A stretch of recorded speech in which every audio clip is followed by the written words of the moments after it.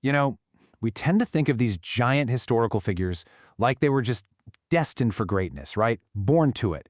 But what if that's not it at all? What if they're actually forged by events?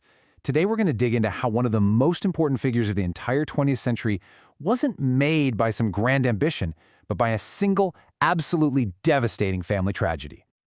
So, really, what does it take to forge a revolutionary? Is it just about big ideas or raw ambition?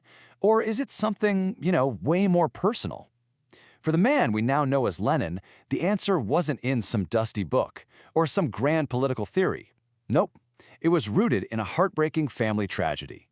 And it all boils down to one single pivotal year, 1887. This one year would completely knock the life of a young, gifted student off its tracks and set him on a path that would, believe it or not, end up reshaping the entire 20th century. And this is the catalyst. I mean, just imagine for a second. You're 17, you're at the top of your class, your whole life is mapped out in front of you, and then you get this news. Your older brother, a brilliant university student himself, has just been executed by the government. Everything changes in that one moment. This single event was the spark, seriously. To really get a handle on the man Vladimir Ulyanov would become, we first have to understand the massive impact of his brother's final, desperate act. This wasn't just some political footnote. For him, it was a deeply personal crisis that changed absolutely everything. Okay, so what exactly went down? Well, Vladimir's older brother, Alexander, who he really looked up to, got involved with this radical group, and they had a pretty extreme plan: assassinate the Tsar Alexander III. Their method? A bomb. But the plot totally failed. And the state's reaction? It was swift and it was brutal. Alexander was arrested, and in May of 1887, he was executed by hanging. Now, for a 17-year-old Vladimir, you have to understand, this wasn't some far-off political news story. This was the government killing his brother. Now, to really appreciate just how huge this transformation was, we've got to rewind a bit. Let's take a look at the life that got completely turned upside down. Who was Vladimir Ulyanov before all this happened? Because let me tell you, his original path was headed in a completely different direction. Vladimir was born into a pretty comfortable and respectable life. His family was well off, educated, pillars of the community. His dad was a highly respected school inspector who, through years of hard work, actually earned his family the rank of hereditary nobility. So these weren't radicals, not at all. They were insiders, a part of the very system their oldest son would soon try to tear down. And Vladimir himself? He was the absolute picture of success. He wasn't just some kid riding his family's coattails. He was genuinely brilliant. A star student, graduating at the top of his class with a gold medal. His future looked totally set, totally conventional. University, a good career, a comfortable life within the system. And this just lays it out so clearly, doesn't it? It's like a head-on collision. On one side, you've got the promise, a gold medal student, a noble son ready for law school, and on the other, the catalyst. His brother's executed, the family name is dragged through the mud, and his whole future just evaporates. Two completely different realities crashing into each other in the span of just a few months. But the fallout from his brother's actions didn't stop with the execution.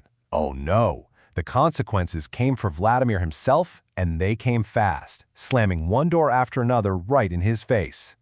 The whole collapse was just breathtakingly fast, a series of devastating blows, one right after the other. In 1886, his father dies suddenly. A little over a year later, May 87, his brother's executed. And then, just a few months after that, Vladimir, now branded the brother of a terrorist, gets expelled from Kazan University for being part of a pretty minor student protest. In less than 2 years, his entire world was just gone. And here's the key takeaway. The state had made up its mind about him. Because of what his brother did, and his own small act of defiance, Vladimir Ulyanov was now a marked man. He was blocked from continuing his education. That conventional path to success, the one he was so perfectly built for, was now completely closed off by the very system his family had served so loyally. So what do you do if you're a brilliant, ambitious young man and every single official door has been slammed shut? Well, you find another door. And for him, this period of being an outcast, of being in exile, basically became his real university, a place where he forged an entirely new way of seeing the world. So, cut off from any formal schooling, Vladimir started this intense program of self-education. He just devoured radical political books, trying to find some way to make sense of what happened to his family, to his life. And one book in particular stood out. It gave him the kind of systematic framework he was searching for. Karl Marx's Das Kapital. He wasn't just reading to be a rebel, he was looking for answers. So what even is Marxism? Well, in a nutshell, it's an ideology that sees all of history as a big struggle between classes. It predicts that eventually the working class, the proletariat, is going to overthrow the whole capitalist system and create a society without any classes.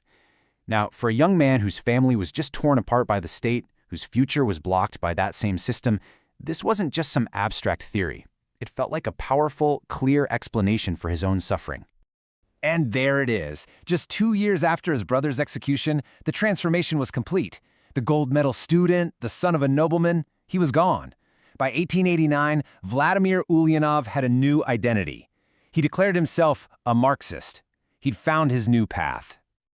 But this quote, this shows the most important shift in his thinking. See, he didn't just decide to be like his brother.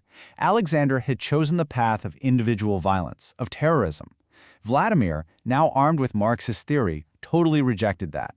He came to believe that real change wouldn't come from one bomb, but from an organized, systematic, mass movement of the working class. In a way, his brother's failure taught him the most important lesson of all. And that leaves us with this one just staggering thought. The execution of Alexander Ulyanov, it was a deeply personal tragedy that completely changed one man's life.